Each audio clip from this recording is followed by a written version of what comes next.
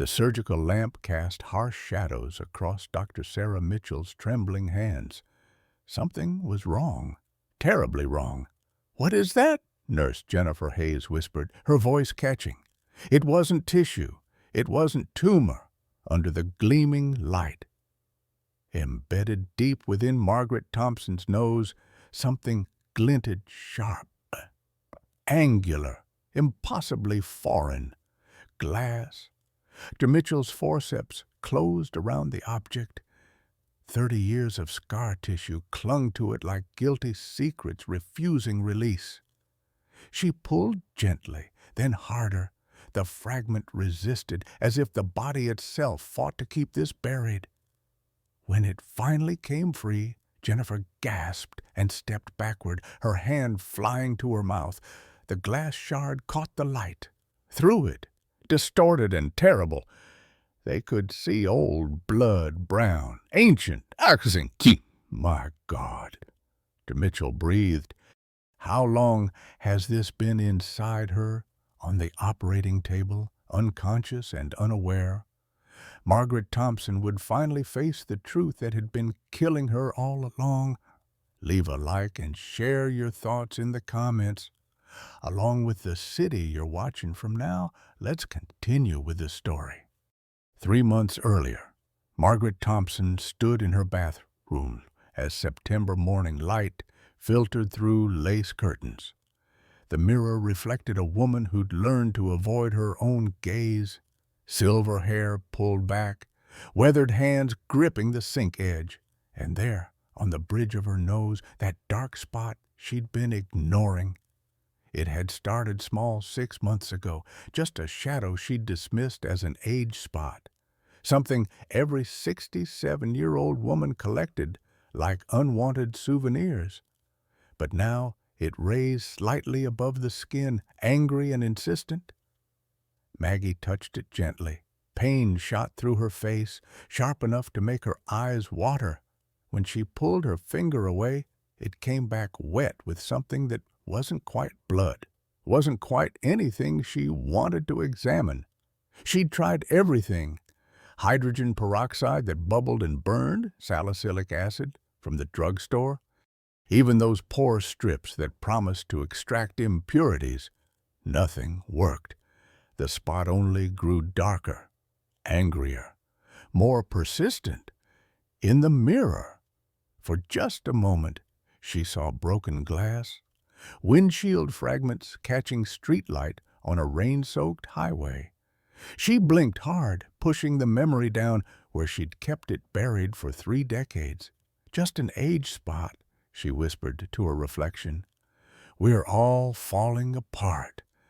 Her modest ranch house in Beaverton sat quiet around her. Too quiet, most days. The kind of silence that let memories creep in through the cracks. She'd lived here alone since Thomas died and Naples raised their son Bobby on a teacher's pension, refused every well-meaning suggestion that she remarry or downs or move closer to family. Independence was all she had left. Independence and guilt. Her Social Security check, $1,800 a month, covered the basics. Property taxes, utilities, groceries, bought on sale. The Medicare supplement insurance, she'd somehow forgotten where to pay these last few months. Everything measured and careful. The way you lived when you'd been sending $200 monthly to anonymous strangers for 30 years. Penance had a price. Maggie applied foundation over the spot, layered powder on top in certain light. You could barely see it. In other light, it looked like exactly what it was, something wrong trying to hide in plain sight. Her phone buzzed. Bobby, texting he'd arrive Friday evening with Emma.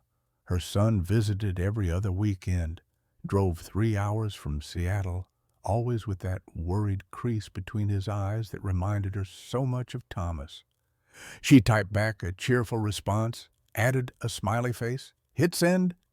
Then she looked back at the mirror and whispered to the woman she'd been hiding from for 30 years, "Just a little longer. I can handle this a little longer." The spot throbbed in disagreement. Friday evening arrived with the rumble of Bobby's Subaru in the driveway. Maggie had spent the afternoon cooking pot roast, the way Thomas used to like it, the way Bobby still requested. The house smelled of comfort and normalcy, exactly what she needed it to smell like. Grandma? Emma burst through the door first, 12 years old and all energy, backpack trailing behind her. She wrapped thin arms around Maggie's waist. Bobby followed, carrying overnight bags, his eyes immediately scanning his mother's face the way they always did now. Inventory, assessment, worry. "Hey, Mom!" He set the bags down and kissed her cheek. His gaze lingered on her nose. "Don't start," Maggie said lightly, turning toward the kitchen. "Dinner's almost ready." But Emma had already noticed. Children always did. They hadn't yet learned the polite art of not seeing. "Grandma, what's that on your nose? It looks ouchy." "Just an age spot, sweetheart. Nothing to worry about." Bobby moved closer, his software engineer's analytical brain shifting into diagnostic mode. "Mom, that's not an age spot. That's inflamed. When did this start? Last month, maybe." The lie came easily after 30 years of practice. "Last month?" Bobby's voice rose slightly. "It looks worse than something that started last month." Maggie busied herself with setting the table, plates, forks, anything to avoid his eyes. "I've lived 67 years without fussing over every little thing." "This isn't little." Bobby stepped into her path, forcing her to look at him. "Is it bleeding?" "Sometimes." "When I wash my face?" "Mom?" That tone. The one that said he was trying very hard not to lose patience. "You need to see a doctor." "I'm fine, Bobby. Really." Emma had wandered to the bathroom. Her voice carried down the hall. "Dad, there's blood on the tissues in the trash." Maggie's hands tightened on the plate she was holding. Bobby's jaw set in that stubborn way he'd inherited from her, which meant this conversation was far from over. Dinner was tense. Emma chattered about school, trying to fill the silence between the adults. Bobby ate mechanically, his phone beside his plate, probably already researching skin lesions and infection symptoms. After Emma went to bed in the guest room, Bobby found the stack of unopened mail on his mother's counter. 4 letters from Portland Medical Clinic. Appointment reminders, final notices. "Mom," he held them up. 4 appointments. You missed 4 appointments. Maggie dried her hands on a dish towel, couldn't meet his eyes. "I forgot." "You forgot." He didn't believe her. "Mom, what's really going on? I don't want to talk about it." "Well, I do." Bobby's voice cracked slightly. "Dad died when I was 10. I can't." He stopped, swallowed hard. "I can't lose you too. Not like this. Not when it's preventable." Something in Maggie's chest cracked. She turned away, gripping the counter edge. "Just let me be. Bobby, I'm tired." "Tired of what?" "Everything." The word came out as a whisper. "I'm just so tired." Bobby crossed the kitchen, put his hands on her shoulders, turned her to face him. For the first time, he really looked, not just at the lesion, but at his mother, the weight loss, the shadows under her eyes, the way she seemed to be shrinking into herself. "What are you hiding?" he asked softly. Maggie's eyes filled with the tears she refused to let fall. "Please, Don't ask me that. Why not? Because I don't want to remember. They stood in the kitchen, the overhead light harsh and unforgiving, and Bobby saw something in his mother's face he'd never seen before. Not just fear, not just stubbornness. Guilt. "Promise me," he said finally. "Promise me you'll call the doctor. Monday." Maggie nodded, but they both knew it was another lie. Sunday morning, she was making pancakes when the dizziness hit. The room tilted sideways. She grabbed the counter, but her hands were wet with batter, and she couldn't grip properly. Blood dripped onto the pancake batter, dark red swirling through pale yellow. One drop, two, then a steady stream. She couldn't stop. The metallic smell filled her nose. Or maybe that was just the blood. "Dad!" Emma's scream cut through the morning. "Dad, something's wrong." Bobby rushed in, saw his mother swaying, saw the blood pooling on the counter, dripping onto the floor. Maggie looked at him, and for just a moment she looked relieved, like some decision had been taken out of her hands. "I'm sorry," she whispered, just before her knees buckled. "For everything." Bobby caught her as she fell, his phone already dialing 911, his voice steady despite the terror. And Maggie let herself surrender to the darkness she'd been fighting for 30 years. The ambulance came within 8 minutes. The clock had started ticking. The emergency room at Portland Medical Center smelled of antiseptic and fear. Bobby sat in the plastic chair beside his mother's gurney, holding her hand while nurses moved efficiently around them. Emma was with a neighbor now, Harold Blackwood, having rushed over when Bobby called. Maggie's vitals blinked on the monitor above her head. Blood pressure 90/60, heart rate elevated, temperature 102.3 degrees. "Mrs. Thompson." A woman in a white coat approached, her badge reading Sarah Mitchell, Dermatology. She was 42, with kind eyes that had seen too much. "I'm going to examine your nose. Can you tell me when this started?" 6 months ago."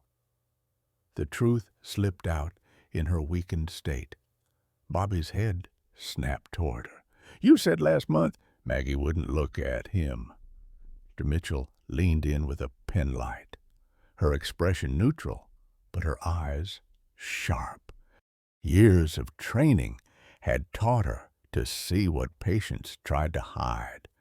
This wasn't basal cell carcinoma. This wasn't melanoma. The presentation was all wrong.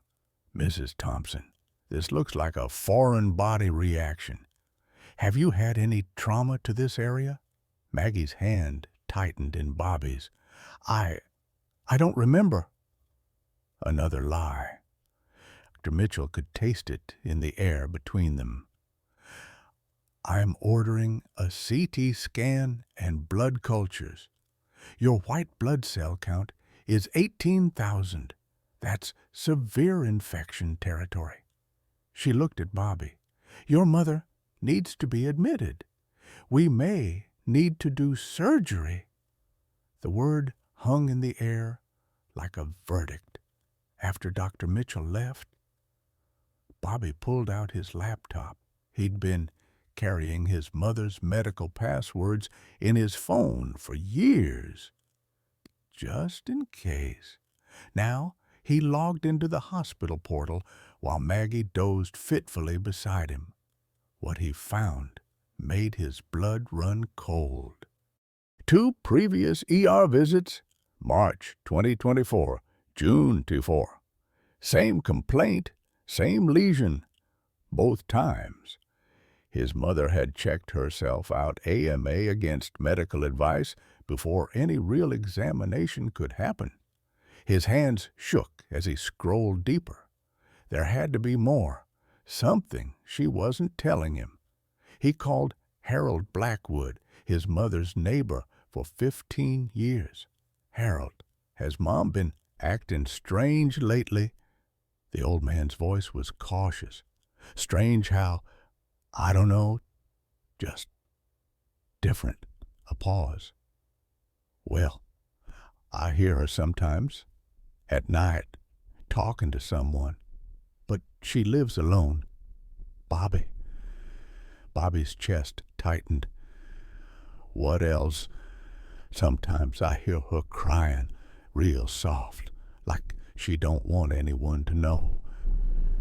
After hanging up, Bobby opened a new search window.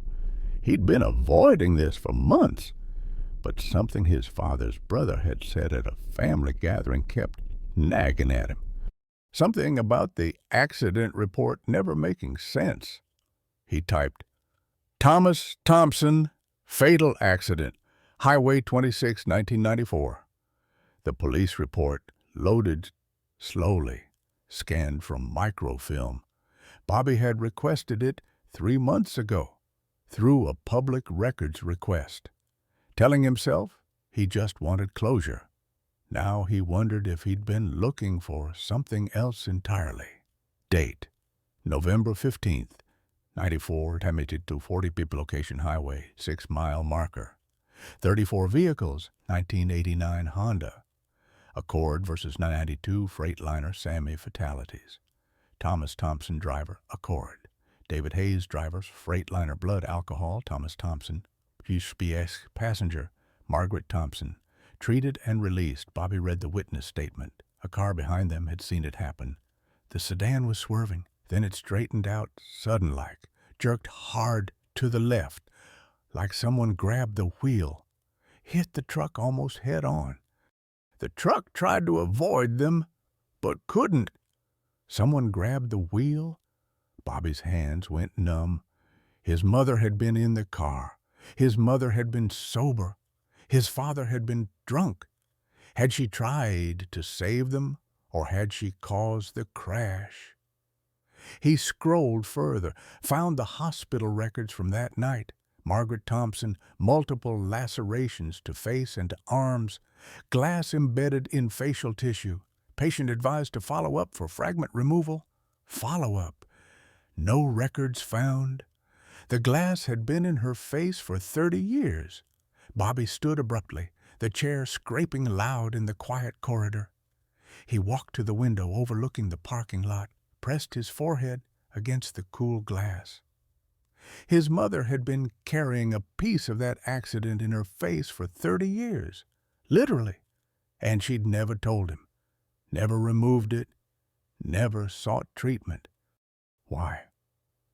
When he returned to her bedside, Maggie's eyes were open, watching him.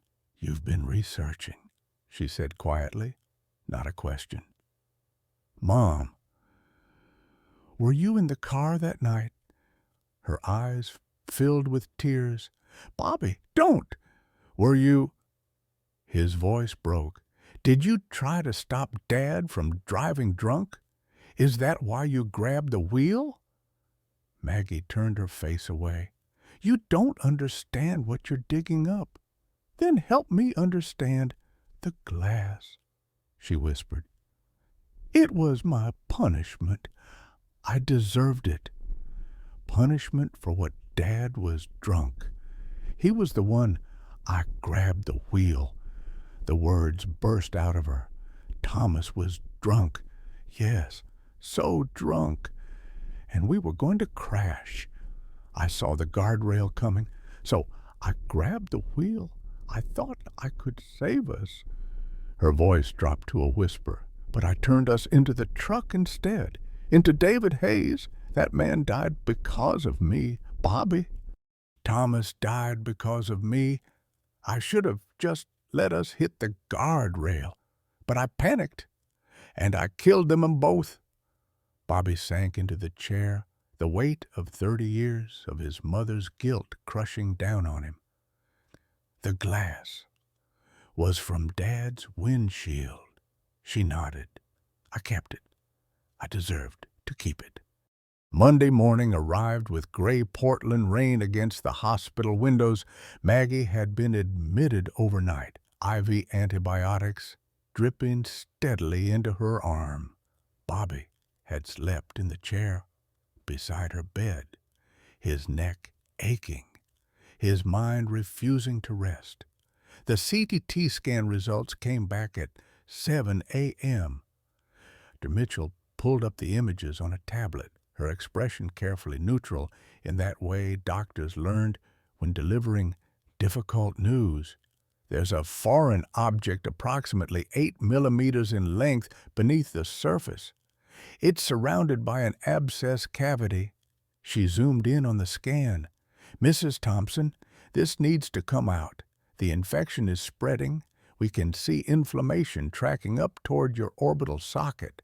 What does that mean? Bobby asked. It means if the infection reaches her eye socket or sinuses, we're looking at potential brain involvement. We need to do surgery. Today, ideally. Maggie shook her head. No surgery. Mom, I said, no. Dr. Mitchell sat on the edge of the bed, her voice gentle but firm. Mrs. Thompson, I lost my mother to melanoma when I was 22. She ignored a spot on her back for 2 years because she was afraid. By the time she let someone look at it, it had spread to her liver. She died 6 months later. She paused. I became a dermatologist so other people's mothers wouldn't have to die from stubbornness. Maggie's eyes filled with tears. You don't understand. Then help me understand. But Maggie just turned her face to the wall. By Monday afternoon, Maggie's fever had spiked to 103.5 degrees. The antibiotics weren't working fast enough. Red streaks were visible on her nose, tracking upward the telltale sign of spreading infection. Bobby stood in the hallway with Dr. Mitchell, his voice low and desperate. What happens if she refuses surgery? Sepsis, organ failure, death, probably within 72 hours. Can I force her? Get some kind of court order? You could pursue emergency guardianship if we can prove she's not mentally competent to make medical decisions.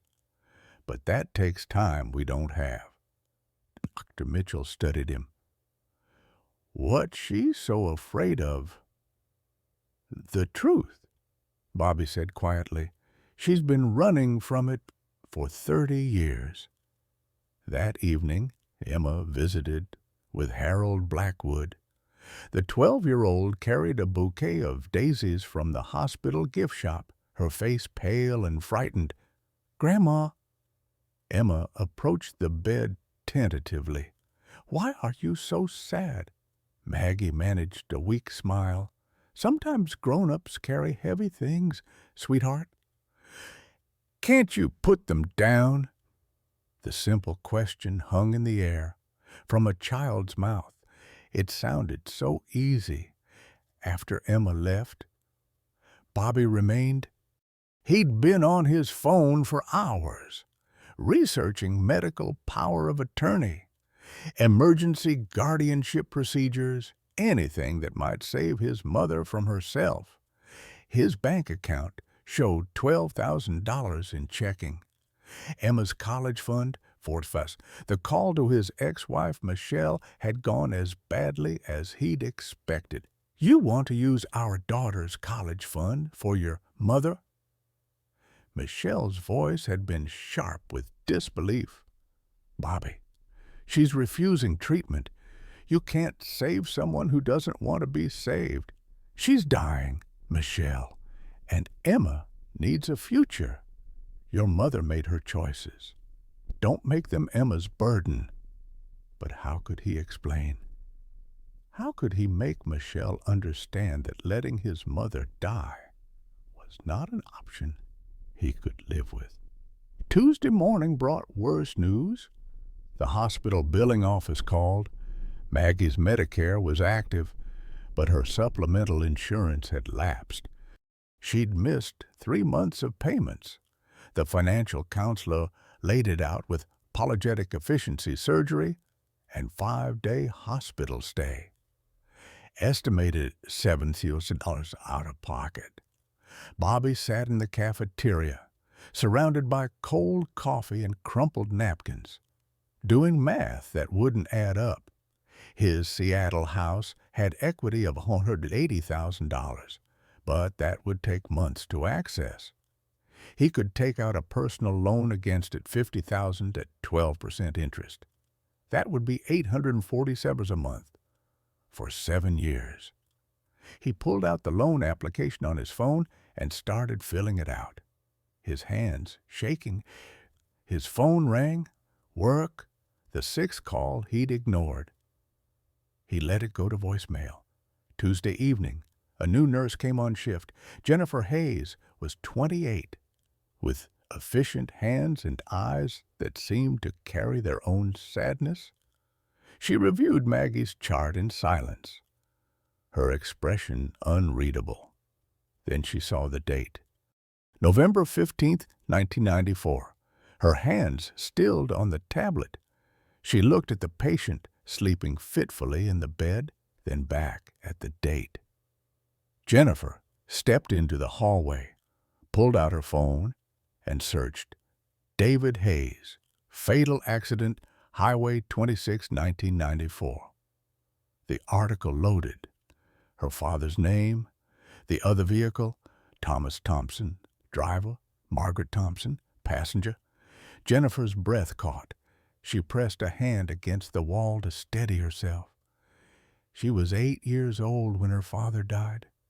She remembered her mother's tears, the funeral where she'd worn a black dress that itched. She remembered the police officer who'd knelt down and told her, "Your daddy was a hero. He tried to save them." Margaret Thompson was the woman who'd survived, the woman her father had died trying to avoid. Jennifer stood in that hospital corridor, her professional duty warring with a grief she'd carried for 26 years. She could request a different patient assignment. She could walk away. But her father hadn't walked away. She went back into the room. Maggie was awake now, feverish and restless. Her eyes found Jennifer's face. "You look like someone I—" Maggie's voice trailed off, confused by fever and medication. Jennifer checked the IV, adjusted the drip, said nothing. "Do I know you?" Maggie whispered. Jennifer's professional mask held firm.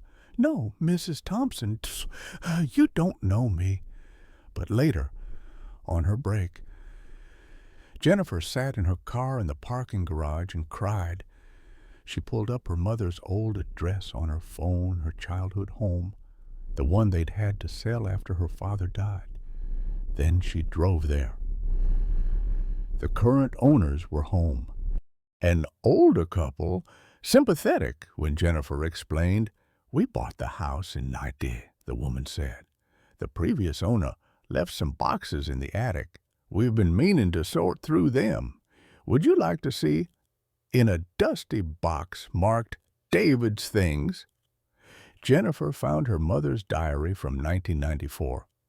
Her mother had died 5 years ago from cancer, and Jennifer hadn't known this existed. November 16th, 1994. The police came today. David died in the accident on Highway 26. The other driver was drunk, Thomas Thompson. His wife Margaret was in the car. She tried to grab the wheel, tried to stop him. The officer said David swerved at the last second. Trying to minimize the impact, he died a hero. Margaret lived. I should hate her, but I can't. She was trying to save them both. David was trying to save them all. No one is to blame but the drunk driver. I forgive her. God, I hope she forgives herself. Jennifer read the words 3 times, tears streaming down her face. Her mother had forgiven Margaret Thompson 30 years ago, and Margaret had been carrying guilt that wasn't hers to carry. Wednesday morning, Maggie's condition had deteriorated. The infection was winning. Red streaks had spread further. Her blood pressure was dropping. The 72-hour window was closing. Bobby had signed the loan papers in the hospital cafeteria at 3 a.m., his signature shaky from exhaustion and fear, $50,000 at 12% interest, his Seattle house on the line, his financial stability gone. But his mother would live. That was all that mattered. Dr. Mitchell found him in the hallway at dawn. "Your mother still refuses to sign the consent form." "Bobby, I need you to understand what's happening. We're looking at septic shock within 24 hours. I can't operate without consent." "What if I get emergency guardianship? That takes 48 hours minimum. We don't have 48 hours. Bobby looked through the window at his mother, small and fragile in the hospital bed, carrying 30 years of guilt that was literally killing her. "Then I'll convince her," he said, "whatever it takes." He called Pastor Ruth Henderson from his mother's church. If anyone could reach Maggie Thompson's stubborn, guilty soul, it would be the woman who'd known her for 20 years. Pastor Ruth arrived within the hour, her silver hair pulled back, her eyes full of compassion that had comforted hundreds of parishioners through the years. She sat beside Maggie's bed and took her hand. "Maggie, dear, carrying glass in your face won't bring Thomas back." Maggie's eyes filled with tears. "But I killed David Hayes." "Ruth, his family lost a father because of me. You were a victim, too. Survival isn't a sin." "His daughter," Maggie whispered. "His wife. What about them? What about your son? Your granddaughter?" Bobby stood in the doorway, listening. His mother's next words broke his heart. "I've been sending the money. David Hayes's family. $200 every month for 30 years. From my teacher's pension, now from my Social Security." Her voice cracked. $72,000. My penance." Bobby's breath caught. Suddenly, everything made sense. His mother's poverty, the missed insurance payments, the refusal to accept help. She'd been sacrificing herself for 30 years, slowly dying of guilt disguised as generosity. He had $300 in her savings account. He'd checked last week, worried about her finances. Now he understood why. Pastor Ruth squeezed Maggie's hand. And did it bring him back? No. Did it heal his family? I don't know. Did it heal you? Maggie closed her eyes.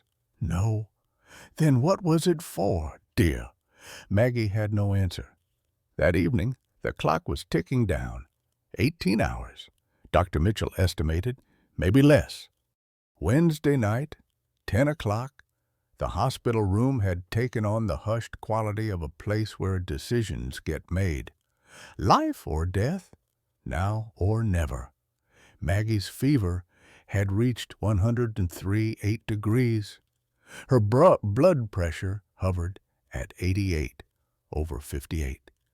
The infection had spread red fingers across her cheek, reaching toward her eye. Dr. Mitchell had been blunt operate by midnight, or lose her by morning. Bobby sat beside his mother's bed, holding her hand. Emma's rosary, a gift from Maggie years ago, lay tangled in his other palm. He'd been praying, something he hadn't done since his father's funeral. "Mom," he said softly, "I need to tell you something." Maggie's eyes were glassy with fever, but she looked at him. "I've been investigating Dad's accident. I got the police reports, the witness statements, medical records from that night."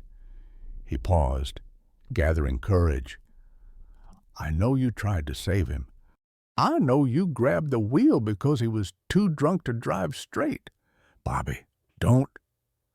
You didn't kill anyone. Mom, Dad killed himself the moment he got behind that wheel drunk. David Hayes died because he was a hero who tried to avoid a collision. You were just trying to survive. Tears slipped down Maggie's cheeks.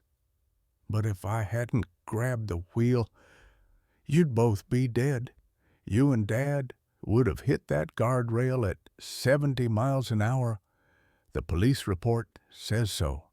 The accident reconstructionist estimated a 95% fatality rate for that impact. Bobby's voice broke. You were trying to steer toward the truck because it was the softer target. You were trying to live. Mom, that's not a crime. David Hayes was a good man who made a split-second decision, just like you did. Two people trying their best in an impossible situation. Maggie shook her head weakly. His family would probably forgive you if they knew the truth, but how can you possibly know that? Before Bobby could answer, there was a knock at the door. Jennifer Hayes stood in the doorway, still in her scrubs, her face pale but determined. Mrs. Thompson, she said quietly, I need to tell you something. Bobby stood, confused. Nurse Hayes, this isn't a good time. My name is Jennifer Hayes. She stepped into the room, her eyes locked on Maggie's. David Hayes was my father. The machines monitoring Maggie's vitals beeped steadily into the sudden silence. Maggie's eyes went wide, fully conscious for the first time in hours. David's daughter. I was 8 years old when he died. Jennifer moved closer to the bed. I've known who you were since I read your chart on Sunday. The accident date, your name. I looked up the reports. Maggie tried to sit up, her hands shaking. I'm so sorry, Scott. I'm so sorry. It's my fault. I should have died, not him. Stop. Jennifer's voice was firm. Just stop. I didn't come here to make you feel worse. I came to show you something. She pulled out her phone, opened a photo of a handwritten diary page. This is from my mother's diary, November 16th, the day after my father died. She held the phone where Maggie could see it. Read it. Maggie's eyes moved across the screen, her lips trembling as she read her mother's words. Bobby leaned over, reading alongside her.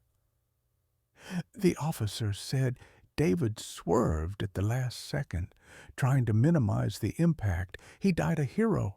Margaret lived. I should hate her, but I can't. She was trying to save them both. David was trying to save them all. No one is to blame but the drunk driver. I forgive her. God, I hope she forgives herself. Maggie's breath came in ragged gasps. She forgave me 30 years ago. Jennifer's voice softened. My mother died 5 years ago. Cancer. But before she died, she told me about the accident. She said my father always helped people. That night was no different. He saw a drunk driver and a terrified passenger, and he did what he always did. He tried to help. But he died because drunk drivers kill people, not because you grabbed a wheel trying to survive. Jennifer sat on the edge of the bed. Mrs. Thompson, I became a nurse because of my father. He was a volunteer firefighter before he drove trucks. He taught me that helping people, even strangers, even when it's hard, is what makes us human. She paused, her own eyes filling with tears. If you die tonight because you're too guilty to let us help you, you're telling me my father died for nothing. You're saying his sacrifice was wasted. Is that what you want?" Maggie stared at this young woman, David Hayes's daughter, who should hate her, but instead sat holding her hand. "I don't understand," Maggie whispered. "How can you not hate me?" "Because hate is easy. Forgiveness is hard, and my father never did anything the easy way." Jennifer squeezed her hand. "My mother forgave you. I forgive you. The only person who hasn't forgiven you is you." Bobby watched his mother's face crumple. 30 years of guilt finally breaking through the surface like infection finally reaching air. "But the money," Maggie said. "I've been sending money to your family, $200 a month for 30 years. Did your mother—" Jennifer's brow furrowed. "What money?" "I've been sending it, anonymous cashier's checks, to help. Because I couldn't bring him back, but I could." Maggie's voice broke. "I could try to make it right. Mrs. Thompson, my mother never mentioned any money. If she received it, she never told me." Jennifer's expression shifted to understanding and sadness. "Is that why you're so— You've been sacrificing yourself for 30 years for a family that forgave you from the beginning?" The truth of it settled over the room like heavy snow. Maggie had been killing herself slowly, starving herself financially, carrying glass in her face, all as penance for a sin that had been forgiven 3 decades ago. Bobby's throat tightened. "Mom, you have $347 in your savings account. You missed your insurance payments. You've been living on almost nothing while sending money to a family that forgave you before you even started." "I deserve to suffer," Maggie whispered. "No." Jennifer's voice was fierce now. "You deserve to heal. You deserve to forgive yourself. You deserve to live." She stood, her nurse's authority taking over. "Mrs. Thompson, we're running out of time. The infection is spreading. If we don't operate in the next 2 hours, you will die. And if you die, you're not just killing yourself, you're killing the woman my father saved. You're dishonoring his sacrifice. You're leaving your son without a mother and your granddaughter without a grandmother." She leaned close, her voice dropping. "My father died so you could live. For the love of God, please live." Maggie looked at Jennifer, then at Bobby, then at the call button beside her bed. Her hand shaking, she pressed it. When Dr. Mitchell entered the room about minutes later, Maggie's voice was hoarse but clear. "I'll sign the consent form, do the surgery." Dr. Mitchell's relief was visible. "We'll prep the OR immediately. 30 minutes. As the medical team mobilized, Bobby gripped his mother's hand. "You're doing the right thing, Mom." "Am I?" Jennifer answered. "You're letting my father's death mean something." "Yes, you're doing the right thing." The clock on the wall read 11:15 p.m., 72 hours after Maggie had collapsed in her kitchen, 45 minutes before the deadline Dr. Mitchell had given them. Margaret Thompson finally chose to save her own life. Thursday morning, 2 days post-surgery. Maggie lay in her hospital bed, the bandage on her nose a white flag of surrender. The surgery had been successful. Dr. Mitchell had removed the glass shard, drained the infection, repaired the damaged tissue. But success came with a price. Bobby sat in the visitor's chair, laptop open, staring at numbers that made his stomach turn. The hospital billing statement had arrived that morning. Final charges, $83,400. His loan covered $50,000. His savings, now depleted $12,000. That left $21,400 still owed. and the payment was due before discharge. He'd been avoiding his phone. 23 missed calls from work. His supervisor's last voicemail had been pointed, "Bobby, we need you back or we need to know you're not coming back." His ex-wife, Michelle, had left 6 messages, each one more threatening than the last. The final one had made his blood run cold. "I'm filing for full custody. You're not mentally stable. You're sacrificing Emma's future for your mother. A judge will see that." Emma's college fund sat untouched for now. But Bobby knew what was coming. He'd have to drain it. $45,000 that was supposed to send his daughter to university would instead pay for his mother's survival. The math was brutal. Even with the college fund, he'd still be 6'4" short. His credit cards were maxed. His house was already collateral on the loan. He had nothing left to leverage. Bobby closed the laptop and pressed his palms against his eyes. He'd saved his mother's life, but destroyed his own financial stability in the process. His job was gone. He'd been absent too long. His daughter's future was compromised. His ex-wife would probably win custody because he couldn't provide stability. The door opened. Maggie was awake, watching him. "Bobby?" Her voice was hoarse from the breathing tube they'd removed that morning. He tried to smile. "Hey, Mom, how are you feeling? Don't lie to me." She'd seen the laptop, the papers, the expression on his face. "What's wrong?"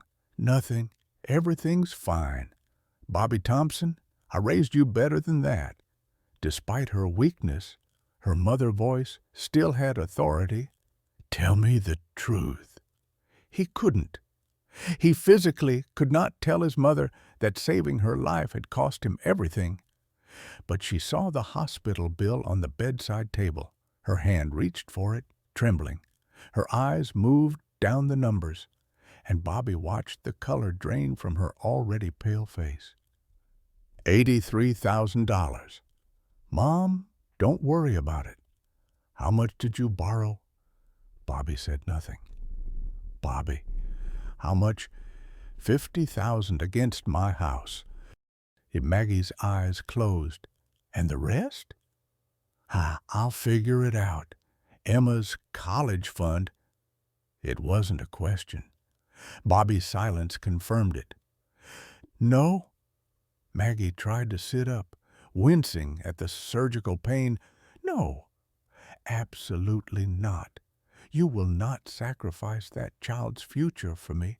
Mom, you're alive. That's all that matters. I'm alive and you're bankrupt." Her voice rose, machines beeping faster as her blood pressure spiked. "I should have just died. Bobby, it would have been cheaper." "Don't say that." "Why not? It's true." Tears streamed down her face. "I destroyed your father. Now I'm destroying you. Everything I touch dies or goes broke. You didn't destroy anything. I'm $72,000 in debt to a dead man's family and $83,000 in debt to this hospital. You just borrowed $50,000 you can't afford. Emma's college fund is about to disappear. Michelle's going to take your daughter." Maggie's voice cracked. "I survived. But at what cost? Your entire future. That's not survival. That's just moving the death around." Bobby had no answer, because she was right. In the hallway, Jennifer Hayes stood outside the door, listening. Her hand was already pulling out her phone. Some debts, she decided, were meant to be forgiven. Some stories were meant to be told.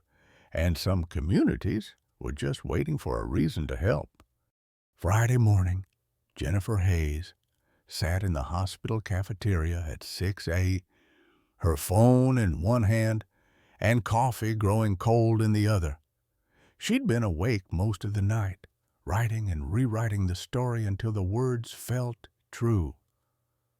She opened GoFundMe and created a new campaign, Help the Woman My Father Died Saving.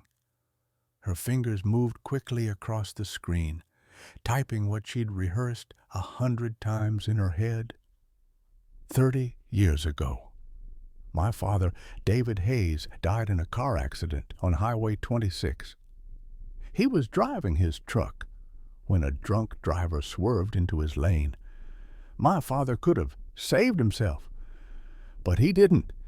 He swerved to minimize the impact, trying to save the passenger in the other car, a young mother named Margaret Thompson. My father died. Margaret lived, and for 30 years, she's been punishing herself for surviving. She's been sending anonymous money to our family, money we never knew about. She's been carrying a piece of glass from that accident embedded in her face, believing she deserved the pain. Now that glass has nearly killed her. Her son borrowed $50,000 he doesn't have to pay for surgery. He's about to lose his daughter's college fund, his house, maybe custody of his child, all because his mother finally chose to live. My father was a hero. He saved Margaret so she could live. Please help us honor his sacrifice by making sure she and her family can actually have a life worth living. Campaign goal $35,000. She posted it to her Facebook, then to the Portland community groups, then to nursing forums, then to truck driver memorial pages, then to teacher retirement groups. Someone had mentioned Margaret had been a teacher for 35 years. By 7 a.m., the campaign had raised from 4 donors. By 8 a.m., $890. By 9 a.m., 400. Jennifer showed Dr. Mitchell, who immediately shared it to the hospital's physician network. Dr. Mitchell added her own comment, I operated on Mrs. Thompson. This woman spent 30 years in unnecessary pain because of misplaced guilt. Let's show her that forgiveness exists. By 10 a.m., 5 tears. The story was spreading. At 11 a.m., Jennifer walked into Maggie's room. Bobby was there, slumped in the chair, his laptop showing a job search page. Maggie was awake, staring at the ceiling with the hollow expression of someone who'd given up. Mrs. Thompson, Jennifer said softly, I need to show you something. She held out her phone. The GoFundMe page loaded. The total now at $7. Maggie squinted at the screen, confused. Well, what is this? People who want to help. Kim Bobby leaned over, his eyes widening. Jennifer, what did you do? I told the truth. She scrolled down to the comment section. Look, the first comment was from someone named Sarah Mitchell. I was Mrs. Thompson's student at Bridal Mile Elementary in 1980. She taught me to read when everyone else had given up on me. She stayed after school every day for 6 months. She changed my life. Now it's my turn. Donation fee. Another comment from username Trucker Jim Bowie. David Hayes is a legend in the trucking community. We take care of our own, and we take care of the people our brothers died protecting. Rest easy, David, we've got this. Donation $200. Another from retired teacher 1950. Margaret Thompson was one of the finest educators I ever worked with.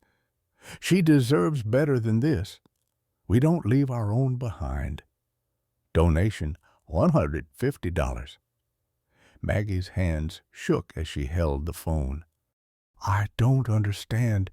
These people don't know me. Some of them do. Your former students, your teaching colleagues. Jennifer scrolled further, but most of them don't. They just heard a story about forgiveness and second chances and wanted to be part of it. How many people have donated? Jennifer checked. 412. In 4 hours? Bobby's throat tightened. Jennifer, I don't know what to say. Don't say anything yet. It's just getting started. At noon, a local news producer named Marcus Webb called Jennifer. He'd seen the GoFundMe story shared in a Portland news forum. We'd like to do a segment for the 5 o'clock news, human interest story about forgiveness and community. Would Mrs. Thompson be willing to be interviewed? Jennifer looked at Maggie, who looked terrified. I can't talk about this on television. You don't have to, Jennifer said. I'll do it if you give me permission. Maggie hesitated, then nodded. Okay, yes, okay. The news crew arrived at 3 o'clock. Jennifer stood in front of the hospital, the rain-dampened Portland skyline behind her, and told the story again. The camera loved her young, articulate, a nurse with personal connection to the tragedy. My father died 30 years ago trying to save a stranger. That stranger has spent 30 years punishing herself for surviving. She sent my family $72,000 over 3 decades, money we never knew about until this week. She carried glass from the accident in her face because she thought she deserved the pain. Now that glass nearly killed her. Her son sacrificed everything to save her.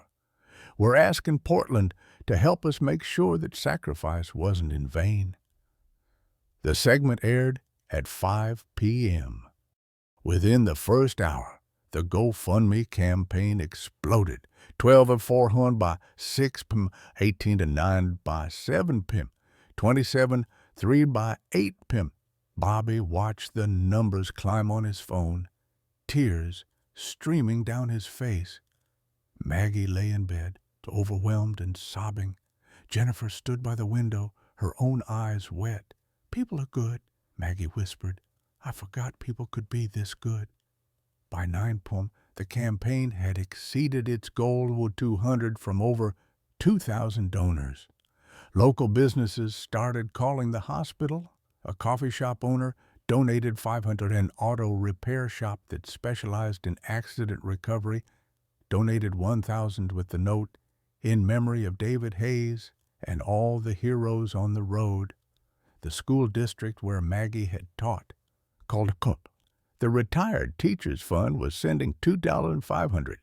Pastor Ruth arrived with an envelope containing 3,200 in cash and checks from the congregation. We take care of our flock. Maggie, always have, always will. Harold Blackwood, Maggie's neighbor, shuffled in with a lasagna and $200 in rumpled bills. I don't understand computers, but I understand neighbors. You fed me soup when I had pneumonia. I'm returning the favor.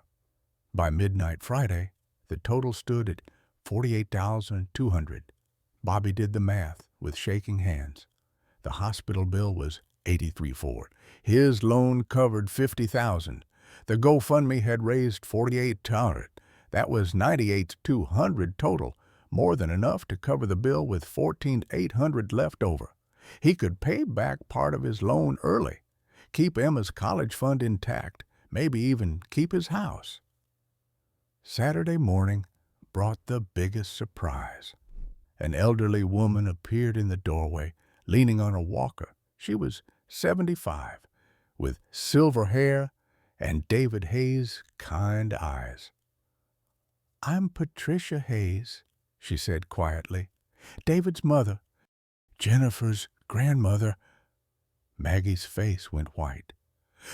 Mrs. Hayes, I've known where you were for 30 years. Margaret. Patricia moved slowly into the room. I've watched you from a distance.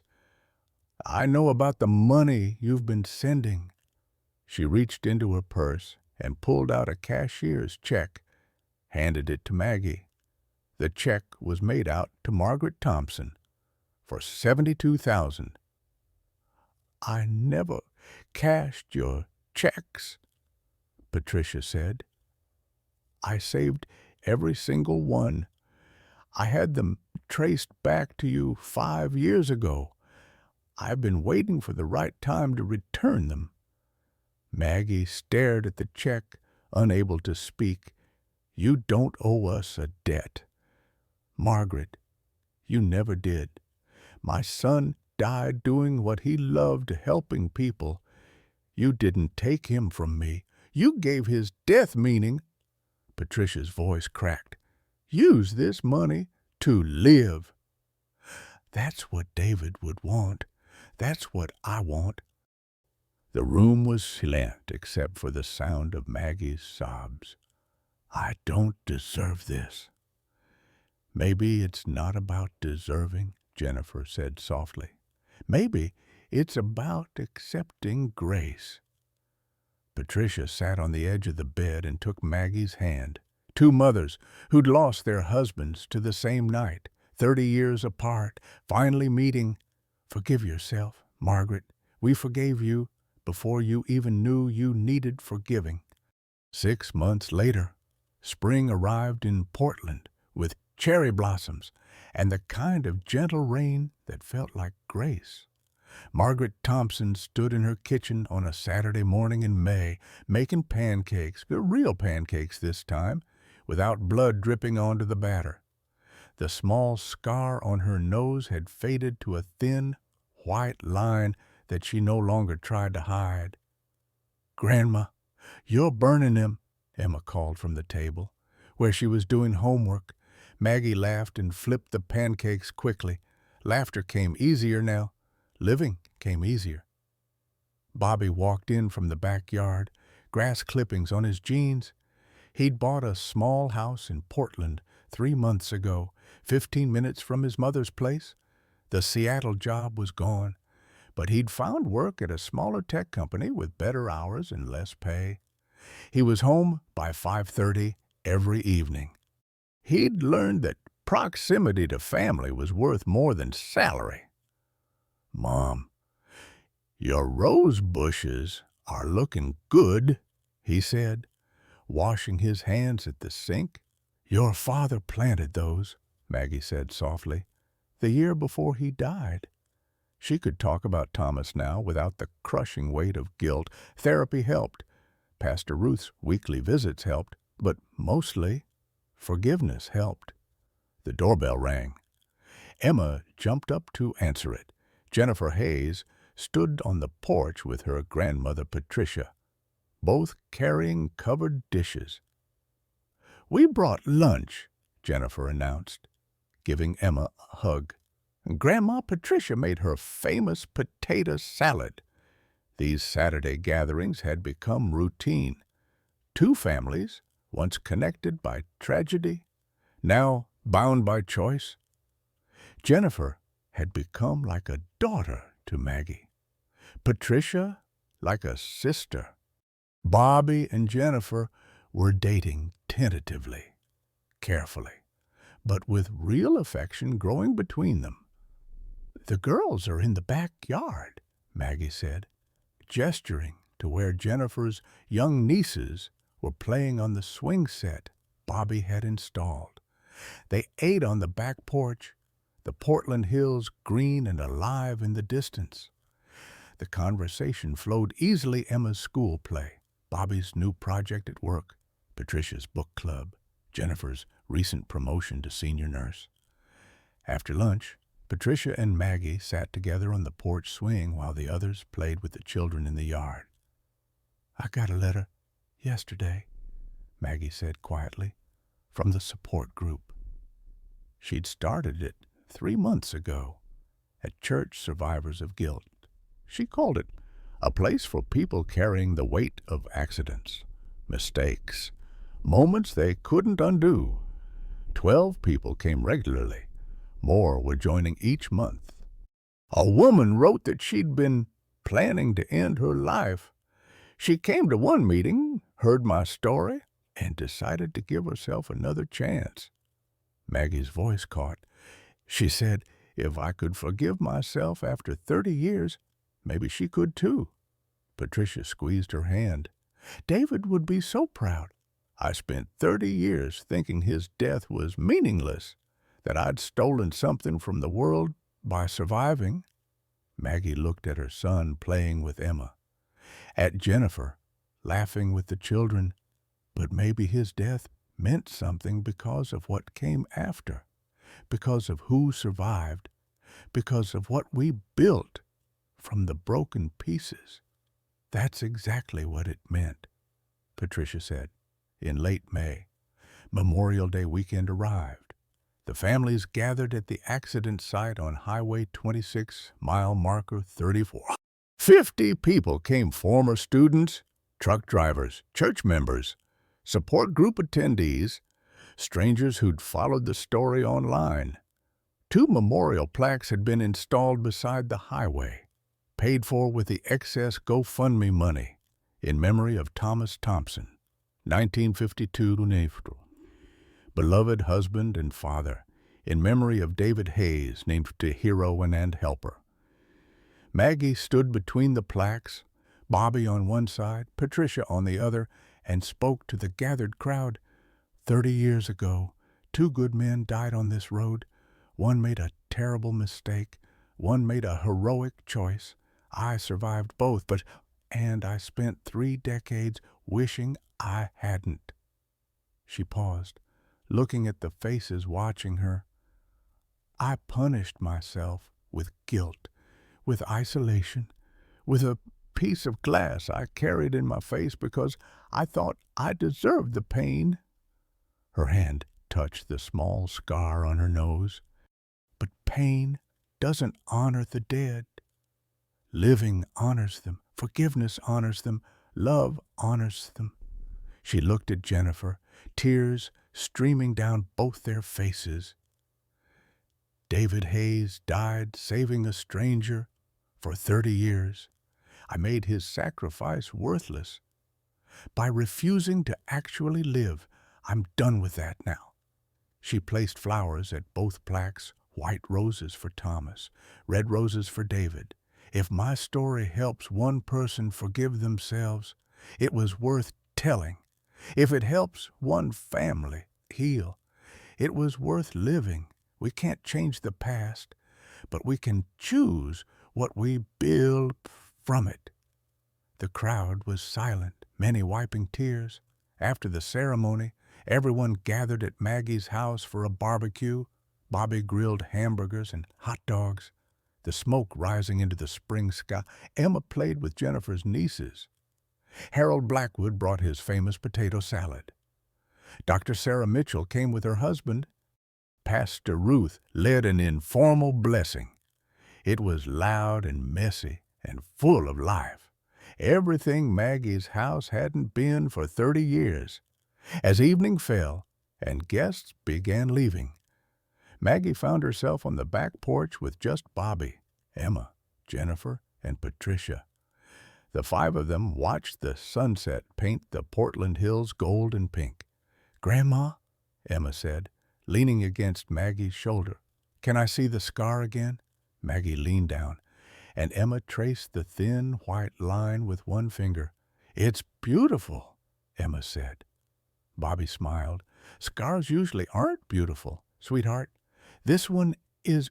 It's proof Grandma survived."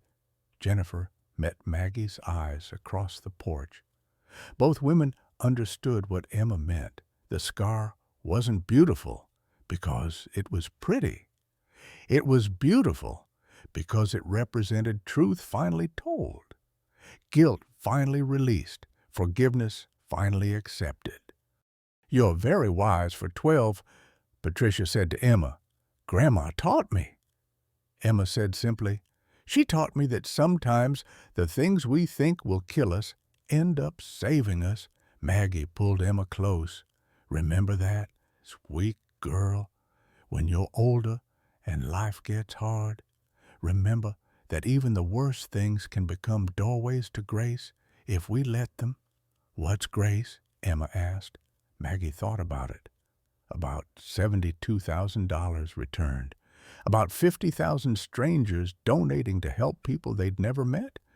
About Jennifer choosing to heal instead of hate, about Patricia forgiving before she was even asked. Grace is getting something good you don't deserve, she said finally, and realizing that maybe none of us deserve it, but we all need it. Bobby reached across and took his mother's hand. Dad would be proud of you. Mom, you think so. I know so. You survived.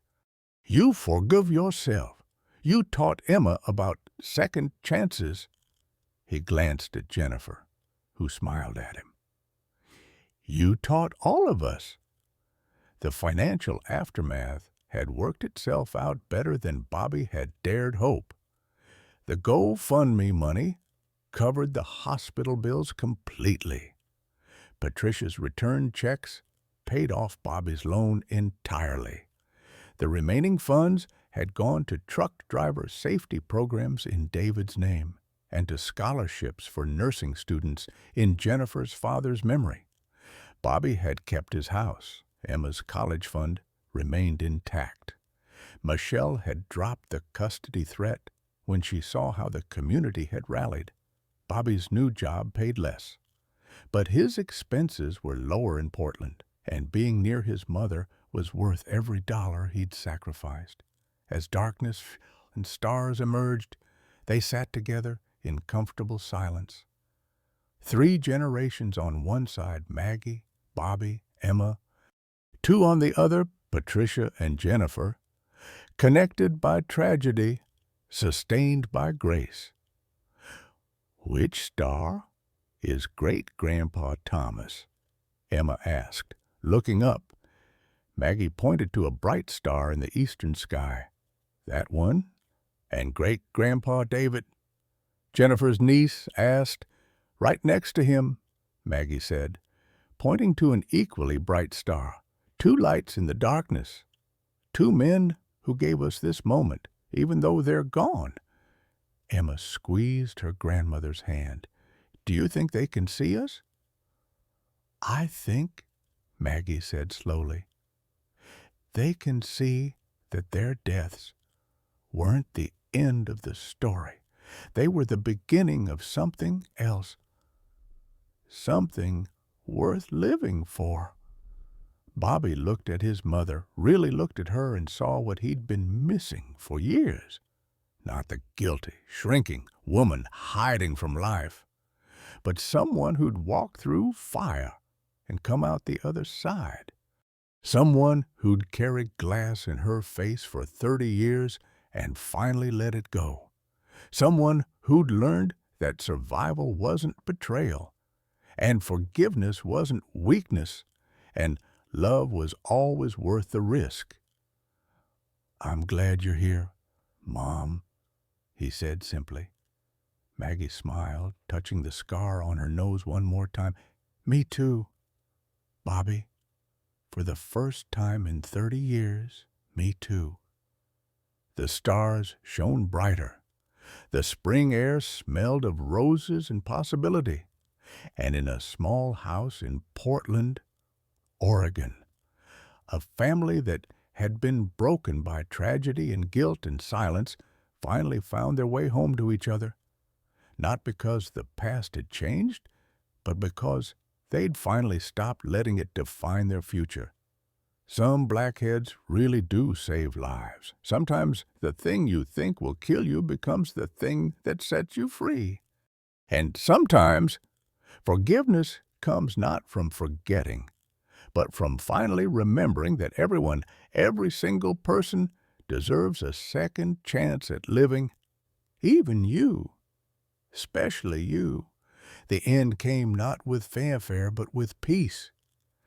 Maggie Thompson died 23 years later, at age 90, surrounded by her son, her granddaughter, and Jennifer Hayes, who'd become the daughter she never had. Her obituary mentioned her 35 years as a teacher, her support group that had helped hundreds heal from guilt and trauma, and the small scar on her nose that had saved her life.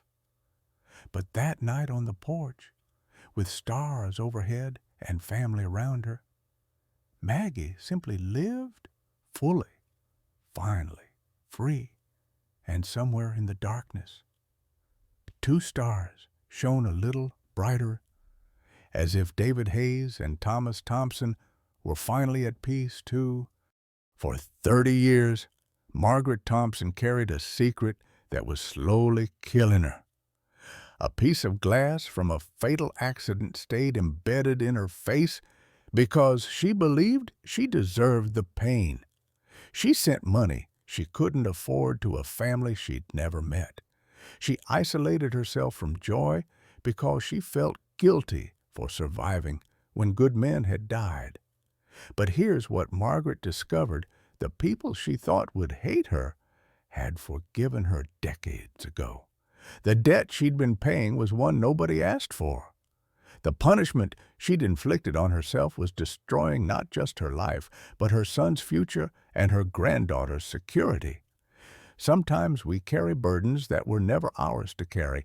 We punish ourselves for things that others have already forgiven. We sacrifice our present trying to atone for a past we can't change. Margaret's story asks us this: what are you carrying that's slowly killing you? What guilt are you holding on to that's keeping you from actually living what would happen if you finally let yourself be forgiven? Have you ever carried guilt for something that wasn't entirely your fault? What helped you finally let it go? Share your story in the comments below. Your words might be exactly what someone else needs to hear today.